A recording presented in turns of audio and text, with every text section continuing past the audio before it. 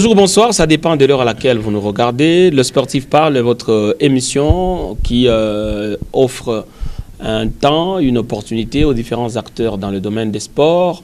Reçoit pour vous M. Joseph Ntseka Lebeu, actuel entraîneur des Kamikazes de Lumbashi Sport, mais il n'est pas que ça, ou s'il est aujourd'hui, il était autre chose hier, il peut devenir également quelqu'un d'autre demain. Voilà pourquoi nous allons passer une bonne demi-heure question de parler de lui et de ce qu'il a fait, de ce qu'il compte faire dans le domaine des sports.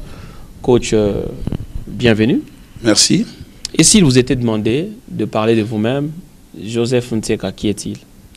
Je m'appelle d'abord Joseph François Médard Ntseka Zimatamba. Pour les intimes, coach Bœuf, fils de Thomas Camille Ndebi Kandomba, sié de Stéphanie Kembo Tsiedi, déjà décédée, marié à Madame Henriette Ntseka Mwadi, père de famille.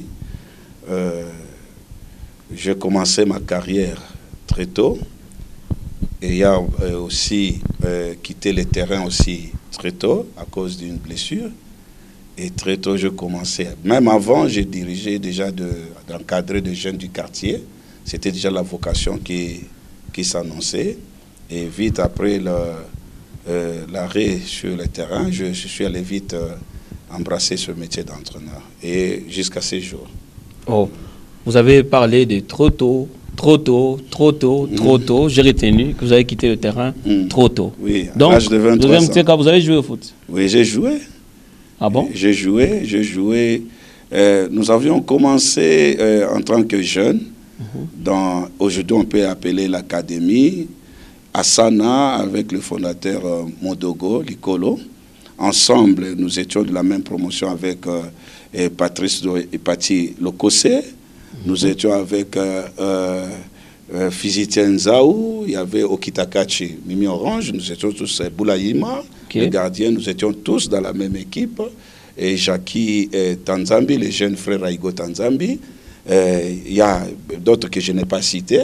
Nous étions cette promotion et on a évolué. Lokose et moi, nous sommes partis avant pour aller dans le club. Moi, déjà, à l'âge de 16 ans, je suis déjà dans la STK, la Société de Transport STK. Là, il y avait déjà mon grand frère, mon aîné, qui jouait déjà dans ce club. Alors moi, je suivais les grands frères finalement, comme vous savez, les talents. Et vite, je suis allé à 16 ans, j'étais déjà en deuxième division. Parce qu'à cette époque-là, là nous sommes en 1980. Hein, donc je suis déjà en deuxième division. En deuxième division, c'était des grandes personnes. Hein. Ouais. Alors, donc pour arriver au stade, c'est très rare. Et puis j'évoluais. Après, c'était l'Institut géographique. Là, c'était comme aujourd'hui la Ligue 2. Après, l'Institut géographique, c'était Goudir à l'époque, qui était arrivé, et Dintou, toujours en division 1. C'est là où j'ai été blessé et j'arrêtais la carrière. En fait, ce n'est pas une blessure sur le terrain. C'est lors d'une opération chirurgicale. Et alors maintenant, moi je me dis c'était une mauvaise expertise du médecin. Parce qu'aujourd'hui, on voit les mêmes opérations de l'hernie interne. Quand ça termine, il peut continuer. Là, le médecin me dit que non, avec ça, tu ne peux plus. Voilà comment un talent a arrêté sa carrière parce qu'une mauvaise expertise. C'est pourquoi aujourd'hui, nous voulons, dans le domaine où le football est devenu pratiquement une science, nous voulons des expertises dans tous les domaines. Donc, que ce soit un médecin, il doit être expert dans sa spécificité, donc le sport. Et puis, spécialement dans le football. C'est à cause de cette raison, bon voilà, là maintenant je vais embrasser la carrière. Et j'ai eu mon équipe. Moi-même, j'ai organisé l'équipe de cadets. Parmi mes premiers joueurs, il y a Basenga qui fut capitaine même dans le club. J'ai eu Kisombe, Bijou Kisombe, qui fut mon joueur. Donc, j'ai eu beaucoup de joueurs. Il y a Imongo dans DSMP et Nzuzimpolo qui a été aussi sélectionné à l'équipe nationale. D'ailleurs, je commençais à l'encadrer. Tout cela à l'âge de 12 ans. Et comme moi, Nzouzi, c'est moi qui l'ai pris pour le mettre dans fraîchement dans l'équipe pour le protéger, sinon il allait être pris par d'autres négriers. Et c'est comme ça que nous avons aussi participé à son déplacement vers l'Europe. Et là, en ce moment-là, c'est Christian Sengui, qui est d'ailleurs venu le prendre à Kinshasa pour l'amener. Il y avait Imongo et puis Nzouzi ont été récupérés dans DSMP par l'actuel entraîneur Lupopo Magasuba. À l'époque, DSMP était à l'internement au stade de Martyrs. Et nous jouons la finale de la première, les Jeux Olympiques, les premiers Jeux Olympiques de Kinshasa avec le gouverneur Bernardin Mungolo Diaka. Nous avons joué la finale, c'était en 1995, contre la commune de Matete. La commune de Matete avait des grandes salles, spécialement, majoritairement, les gens qui ont allé prendre la Coupe d'Afrique dans DSMP. Les Pialouata, tous ces gens-là, Yangoma, étaient dans Matete. Et moi, j'avais des jeunes. J'avais des jeunes encadrés par... parce que je vais citer aussi Yves Bazamba. Donc, nous avions de Jean Mukulu Kasongo Banza, le feu gardien Tshisekedi, qui est décédé, et tous ces gens-là, Siri Moubiala. Donc, j'avais pratiquement... Et Mamale aussi était là, mais moi, Mamale, je l'avais dégagé à cause de l'indiscipline. Et cette équipe-là de jeunes, qui est arrivée jusqu'à décrocher la finale, nous sommes sortis champions de ces premiers. Avec vous comme entraîneur? Comme moi, l'entraîneur. Donc, et c'est là maintenant que, lors de cette finale, que Magasuba va prendre Imongo, Blaise, Mbo et puis Nzouzi. Voilà. Mais je suis resté un peu sous ma soif. Joseph Ntseka, footballeur sur le terrain. À quel poste? Oh, j'étais avant-centre. Bon. Mais je dis vraiment si, parce que nous les entraîneurs devons être aussi des agents d'orientation. C'est-à-dire quoi? Gladys Bokesse était avant-centre de terrain, Claude Leroy les convertit en défenseur. Moi-même, je me suis dit, parce que chacun, quand il joue, il a une idole. Hein? On voit, moi, c'est Méry Crémont, tout ce que vous voulez, Jean-Pierre Papin, surtout, c'était moi. Comme on disait, je disparaissais au terrain. Donc, mine de rien, même un jour, à la dernière minute, moi, je vous marque un but. Ah bon? Donc, mais si j'étais vraiment bien encadré, j'aurais été un grand défenseur. Là, vraiment, même dans mes matchs... En dépit des buts que vous pouvez marquer facilement, vous pensez que vous aurez fait un très bon défenseur central, parce que là, j'étais très intelligent. Et chaque fois quand on jouait un match, même un match décisif, quand on marque un but en avance, je demandais toi l'entraîneur, je recule derrière. Et l'entraîneur me l'accordait. Et Kabalaï, il est, je crois, au Canada. Et quand je reviens là-bas, vraiment, j'ai dit, vous ne marquez plus. Et comment ça s'est passé, cette transition de terrain à entraîneur? Bon, déjà, ce n'était pas aussi difficile. Pourquoi? Parce que déjà, même quand j'étais joueur, j'avais déjà mon équipe là. C'était pratiquement une vocation, si on peut le dire. Et comme peut-être j'allais me perdre dans la carrière de joueur, Dieu voulait que j'encadre les jeunes, peut-être il a permis ça. C'est ce qui a fait que... Bon, aussi moi-même, j'étais déjà attiré. Parce que je pouvais m'entêter, si c'est vraiment le joueur sur le terrain était ma passion. Quoi que les médecins puissent dire ça, mais c'était vite fait. Donc je me suis vite converti. Et j'ai entraîné des joueurs qui étaient plus âgés que moi. Je vais parler du vieux Mujinga, qui était mon aîné, ami à mon grand frère dans STK, pour qui moi je prenais même les bottines. Quand j'arrive là, bon, voilà, c'est lui, il m'encadre. Quand je deviens entraîneur, lui, il devient mon joueur. Vous comprenez?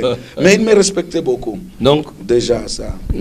Vous êtes devenu entraîneur sans aller à l'école? Non, là, à ce moment-là, c'était de recherche simple. Vous savez, quand vous êtes passionné, vous-même, vous appliquez à chercher à savoir comment vous êtes derrière les gens. Et là, maintenant, c'est en ce moment-là, il y a quelqu'un qui va donner une autre allure à ma passion. C'est l'entraîneur Tambouéléa. Voilà, parce que Tambouéléa habitait mon quartier. Et déjà, quand j'étais jeune, j'ai admiré ce papa-là, qui était correct, classé, tout ça. Toujours. Et je voyais des fois, il amène Kakoko, Babaïla, devant sa parcelle, lui, il est assis en train de prendre son déjeuner, et les autres là sont allés parce qu'ils ont fui l'entraînement. Et bon... Cela m'a hanté parce qu'on dit aussi que je suis un entraîneur très sévère. Ah bon? Voilà. Bon, c'est avec lui que j'ai commencé à les côtoyer. Et directement, quand j'étais dans l'équipe junior, moi, des fois, je faisais des recherches, j'allais voir comment les autres entraînaient, surtout le DTN honoraire Moukeba. Ouais. C'est lui aussi, parce que lui, un peu, il était ouvert avec les jeunes. Parce que approcher Makombo Ali, c'était pas facile. C'était pas facile à approcher Kalala Mukendi. Là, on apprenait des lois. Et lui, Mbombashi ici, le prof Watunda. Oh, lui, c'était un blanc là qui était au-dessus de tout le monde. Mais le Déten Moukeba, c'était l'homme qui approchait les gens. Les jeunes, notamment les jeunes. Les jeunes, tout souriant. Chaque fois quand vous l'approchez, il t'accueille comme si tu étais un grand. Bon, je voyais en lui déjà, il pensait à l'avenir. C'est pourquoi aujourd'hui, il a... La relève. Voilà. Il a encadré vraiment nous autres. Moi, je dis, et je commençais avec le vaillant Médard Lusadiso, mon premier diplôme de premier degré en 1990. C'est l'encadreur, c'est Lusadiso. Il est parti, ça aussi c'est un mentor. Et après, pratiquement, c'est lui qui m'a formé aujourd'hui. C'est le Déten Moukeba, Joseph Moukeba. Oui, coup de chapeau. Moi, je dis, c'est que je salue en passant. Oui, c'est que je suis aujourd'hui. C'est le Déten Moukeba. Et donc, vous devenez entraîneur. On vous prend où comme travailleur pour la première fois? Pour la première fois, là, maintenant, vous savez, il y a certains grands qui sont toujours tenus à l'anonymat. Il y a là, ça étonne tout le monde. Je suis avec mon équipe junior. Et il y a une équipe dans la commune de Lemba, c'est Maki, qui quitte d'abord une équipe qui jouait contre moi. Et un homme là qui avait un peu, rachète cette équipe. Il l'amène en deuxième division, il rassemble d'autres joueurs et puis il gagne une place en première division. Alors maintenant, il y avait un entraîneur là-bas, il fallait avoir quelqu'un pour le soutenir, qui soit jeune, qui soit aussi quand même compétent. Alors, nous avions un jeune président, Eticle Onia, je salue en passant, qui va parler à ce coach-là dont j'étais encore le nom, qu'il y a un jeune ici qui se distingue. Entre-temps, j'étais déjà dans le, comment est-ce qu'on appelait ça, le tournoi Coca-Cola, qui s'organisait à l'époque avec les jeunes de commune. Bon, à cette période-là, on était dans la sélection de notre commune, des jeunes de juniors. Voilà comment le parcours, on était là, on n'a pas brûlé les étapes. Alors, on va lui dire, non, il y a quelqu'un là, quelqu'un qui se distingue dans notre cercle de championnat de football de jeunes. Alors, j'avais mon équipe Renaissance, qui était pratiquement le Brésil. Quand il vous fait un jeu, donc le public se plaît à ce jeu-là et on vient pour regarder comment ce joueur jouait. Et c'était vous le patron du staff technique? C'était moi le patron, le fondateur, le cofondateur de l'équipe et le patron du staff technique. Et c'est alors qu'on va me présenter. D'ailleurs, c'est lui qui est venu vers moi. Il est venu me trouver chez moi, qu'on me présente. Et c'est le coach Roger Lopepe. Voilà. Le coach Roger Lopepe, quand on a eu un petit entretien de 30 minutes, je crois. Convaincu, il dit, bon, je peux prendre. Je peux prendre. En ce moment-là, j'avais mes petits tic-tac, si on peut l'appeler comme ça. Dans ma tête, j'avais mes carnets, mes cartons, où je mettais les images des systèmes de jeu et des phases de jeu que j'ai montrées aux joueurs. Et c'est là, lui était en avance. C'est là, lui, il avait déjà, en ce moment-là, moi, je ne savais pas, on n'avait pas accès. Il y avait des réunions pédagogiques qui se faisaient avec les grands, mais nous, les jeunes... Vous ne pouvez pas y aller. Non seulement nous ne pouvons pas y aller, mais on n'était pas informés. Alors, c'est lui qui va... C'est la première fois que je veux voir qu'on écrit un entraînement. Alors, moi, vous découvrez ça? Oui, je découvre. Et c'est avec lui que j'apprends qu'on peut programmer, faire la programmation annuelle de la saison. Bien que ce n'était pas costaud, mais un peu. C'est le fait de le faire déjà. Donc, je conçus dans ma tête que rien ne s'est fait au hasard. Et c'est la même année qu'avec lui, mon mentor, mon père footballistique, comme j'aime l'appeler, nous allons passer au premier concours du diplôme de premier degré, où j'ai fait grande distinction. Et lui, mon mentor, très loin. Là, j'ai 26 ans. Et c'était un coup, parce que les ministres, j'ai oublié encore le nom du ministre, je suis présenté à la télé, et un jeune là qui a fait grande distinction. Et là maintenant, quand nous étions dans notre club, il y a 2 jeunes, parce que nous, dans Asana, il y avait Asana 1, Asana 2 et Asana 3. Nous étions Asana 3. Après, nous, Asana 4. Asana 4, c'était qui? Les gens Mbunga. Alain Mbunga, il y avait Raoul Koussa qui est entraîneur aussi, il y avait des jeunes de Tomissi, le gardien, de Mounani, Jean Mounani, c'est celui dont je vais parler. Bon, quand j'arrive dans Maki, Jean Mounani est là. Mais des fois, on jouait contre eux, donc lui, il crie, oh, école ma blague. Il me voit, c'est lui avec qui on jouait, il veut venir m'entraîner. L'entraîneur voulait réagir, non, laisse-les. Laisse-les. J'ai dit, va, comme on dit, Agomesana. Et après, lors de la proclamation des résultats de cette formation, et nous venons, bon, je crois que mon titulaire un peu, et au même instant avait des soucis avec des dirigeants. Il ne s'est pas présenté. Or, on avait un match, notre adversaire éternel, qui était Nimous Mbouetete, l'entraîneur Aboubakar Aloumoua était l'entraîneur, et lui était toujours à côté de tirer avec l'entraîneur OPP, parce qu'il s'est disputé le leadership de ce championnat de la première division, parce qu'on devait monter en division d'honneur. Alors, le match, c'était un derby de la commune et puis de l'entente. Alors, ce match-là, la semaine-là, quand je viens, la première séance après la proclamation, je vous dis, le terrain était plein. On est venu voir, le beau jeu. Le jeune là qui a fait grande distinction. Imaginez-vous en 1990, à la télé, RTNC, on montre un jeune à qui on est en train de remettre le diplôme, il a fait grande distinction. Grande distinction, voilà, comme entraîneur. Voilà.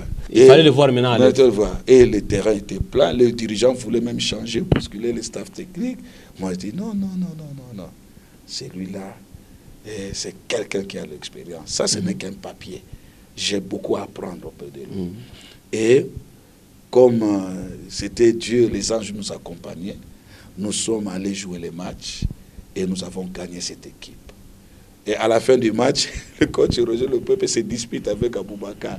Tu vois, je t'ai battu. Aboubakar, c'est pas toi qui m'as battu, c'est coach Le Peuple. Et c'était ça mon couronnement, et c'est parti comme ça.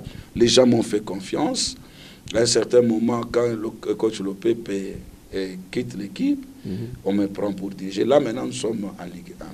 Il y a un autre événement qui vient bousculer ma carrière. C'est mon appel ministériel. Parce qu'en passant, je vais vous dire que je suis serviteur de Dieu, je suis pasteur. Voilà. Ah, ok. Voilà. Maintenant, c'est à cette période-là que je reçois mon appel. Bon, j'étais encore frère, mais quand l'appel ministériel vient, ça commence à bousculer. C'est pourquoi, quand vous lisez mon CV, vous allez trouver qu'il y a des espaces vides. Là, c'était des moments de consécration. Donc, il fallait laisser le terrain, aller se consacrer. Toujours à l'église. Voilà, l'église, voilà, parce que là, maintenant, l'effervescence de l'œuvre de Dieu, de l'envie d'aller plus loin avec Dieu. Et après, je réintègre. Chaque fois, même si tu vas, il y a toujours des gens qui viennent te chercher. Et j'abandonne encore. Et puis, là, quand je quitte, là, maintenant, c'est Union Bilombe. Quand je laisse Maki, Sapatra, qui est le président de la vice-président de l'IFKIN Nzingat. Voilà. Et nous avions eu des matchs, des grands matchs, avec, si vous posez la question au coach Magassou, va vous en parler. Match contre Sapatra, 1-0, mené DSMP. Dès le première minute, je crois, les 10e minutes, ils ont égalisé à la fin. De justesse, même. Et c'était déjà un match perdu pour eux. Alors, c'est là, maintenant, je commence, maintenant, quand l'expérience, et surtout dans Union Bilombe.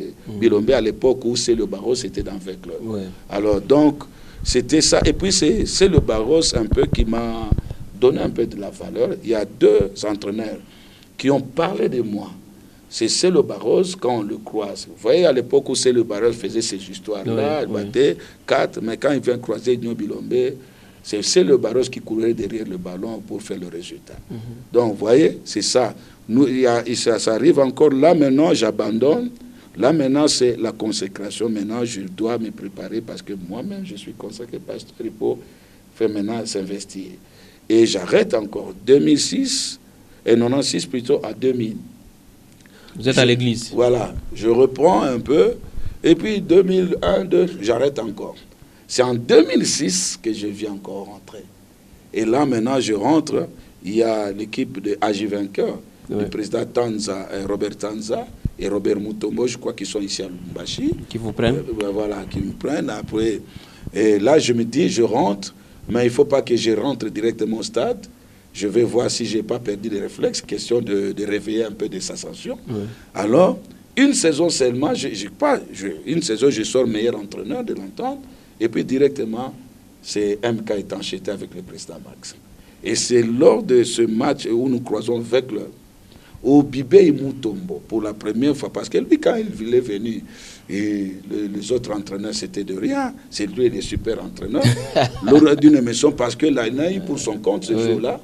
Alors, lors d'une émission dans la télé TKM, il dira, c'est la première fois que je rencontre un entraîneur dans ce pays. C'est le coach qui est dans MK. Voici le coach avec qui moi je peux collaborer. Bon, ça c'était des polémiques qui m'entretenaient. Mais en fait, voyez-vous, à cette époque-là... Il avait un parler, voilà. Il aimait bien dans les radios, dans les télévisions, que ça continue un peu. Alors, c'est bien que c'était dans sa polémique-là, mais ce discours-là, vous voyez l'ampleur qu'il avait, ça va me propulser encore. Et c'est là maintenant, après MK, c'est Style du Congo. Style du Congo, je démissionne, et puis je démissionne parce que je n'avais pas assez de temps par rapport aux aides d'entraînement et puis les terrains où s'entraîner. Alors je quitte Style du Congo, c'est là où Chikonko vient me récupérer. Là nous sommes en 2010. Nous venons à Chikonko, la première année, Chikonko avait perdu le leadership provincial. C'était Saint-Luc qui était au-dessus. Et on a fait beaucoup d'années, Saint-Luc ne faisait que gagner Chikonko. À l'époque, c'est le gouverneur de la province, M. Trésor Kapoko Mwanangoy, que je vais saluer. S'il y a des présidents qui savent manager, diriger des clubs, il y a des gens qui ont eu qu'un court moment, mais qui étaient des hommes avisés, je vous dis. Et le président fait de moi un entraîneur-manager. Donc tout gravite autour de l'entraîneur. Lui, il s'est dit, c'est l'entraîneur qui vit avec le joueur. C'est lui qui connaît. Il vous laisse les mains libres, gérer comme vous voulez, comme vous l'entendez. Faites-moi les résultats. Il m'expose le problème de l'équipe. C'est comme aujourd'hui avec le Lubumbashi Sport. Il me dit, voilà. Moi, je dis, bon, président, pour atteindre ça, il faut un projet. Donc, ne fait pas directement du coup. D'abord, je viens, je trouve que même sur le plan local, Chikonko a déjà perdu. Il n'a plus d'ampleur. C'est Saint-Luc. La première chose à faire, il faut commencer à récupérer le leadership provincial devant Saint-Luc. Et comment le récupérer? Il faut commencer à battre Saint-Luc. Même si on dort, on vous réveille, venez, on va gagner. Alors, deuxième année, il y avait un mythe là. On disait que Chikonko n'accède plus à la phase finale. Pourquoi? En 85, quand ils ont eu la Coupe du Congo devant Dragon, il fallait qu'il y ait un féticheur à qui on n'a pas remis ses droits. qui aurait maudit l'équipe. Il est mort. On a enterré la vareuse de l'équipe avec ses féticheurs. Deuxièmement, paraît-il, selon l'histoire, il y a eu des mamans à Kananga qui ont marché nues pour maudire les fétiches de dragons. Des dragons à cette époque-là. Alors, et aussi réclamer, le gouverneur de l'époque leur aurait promis une vache qu'elle n'a jamais reçue. Mais quand je suis venu, ces mamans-là sollicitaient au gouverneur Kapoko de leur remettre cette vache-là. Bon, lui, je crois, n'accédait pas à cela. Alors, maintenant, moi, je dis, si vraiment c'est réel, alors, recrutez-moi des joueurs comme Trésor pour tout, Robert Kidiab, je citais l'offre au Bongeli dans cette équipe.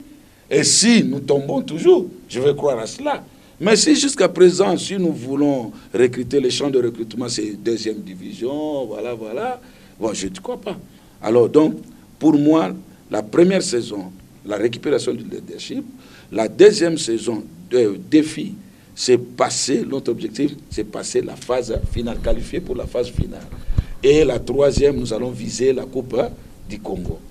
Alors, la première année, je vous dis, on a joué 6 fois contre Saint-Luc. Et c'est l'année que vous avez gagné on la Coupe du Congo aussi 6 fois. Ça, c'est en 2010. nous avons récupéré le leadership. Et la deuxième année, c'était pour la phase finale, on réussit à éliminer Sangaba Lende pour accéder à la phase finale. Et c'est là l'objectif était atteint. Il y avait une grande fête à Kananga parce que plus de 25 ans, on n'est plus passé par là. Et maintenant, pour terminer, on croise encore Sangaba Lende. Plus de temps, demi-finale, on le bat, on accède en finale. Et j'ai dit à mes joueurs, nous sommes l'équipe qui est mentalement vraiment déstressée parce que ce n'est pas notre objectif. Mais si c'est lui qui croyait prendre la coupe, il n'accède pas, nous allons prendre. Et Dieu nous a fait grâce, on a gagné la coupe du Congo et nous sommes allés en Afrique. Et on dit de vous que vous ressemblez à Andy Foutila. Oui. C'est quoi le lien? Il n'y a pas de lien. Le miracle, le merveille. Moi, j'appelle ça les merveilles de Dieu. On n'est pas d'une même famille biologique. Je connais Andy en 2006. Physiquement, le rencontrer, c'était en 2006. Mais même moi, je ne comprends pas. Lui-même ne comprend pas. Même mes propres frères ne ressemblent pas comme ça. Moi, je dis, ça c'est Dieu. Mais est-il que nous sommes de la même province, du Congo central. Et accidentellement aussi, on est de la même tribu. Oh. Bon, coach, on n'a plus assez de temps, mais j'ai une question qui me talonne à l'esprit. On dit toujours que Dieu n'est pas dans le foot. Vous êtes pasteur et entraîneur. Et il faut me dire, il est omniprésent. Il faut contredire la Bible. Où est-ce que Dieu ne se retrouve pas? Et donc, vous croyez qu'il peut choisir une équipe qui bat l'autre? Non, écoutez, Dieu n'aime pas les fainéants. Voilà. Donc ceux qui bossent bien. Voilà. Dieu encourage le travail parce que lui-même travaille. Et comment vous êtes arrivé à Lubumbashi Sport? Bon, d'abord, la première fois que j'étais sollicité quand Lubumbashi, l'année écoulée, était en train de patauger là. C'est alors que il y a le coach Raoul Chungu, avec qui j'avais travaillé dans le Popo, qui est un grand ami, quelqu'un qui a aussi un peu impacté et puis édifié ma carrière d'entraîneur.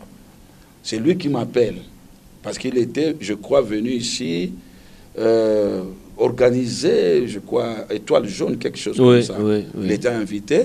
Là, il dit que non, bon, il y a difficulté ici. J'ai essayé un peu de parler avec des gens ici, avec Costa Kabika.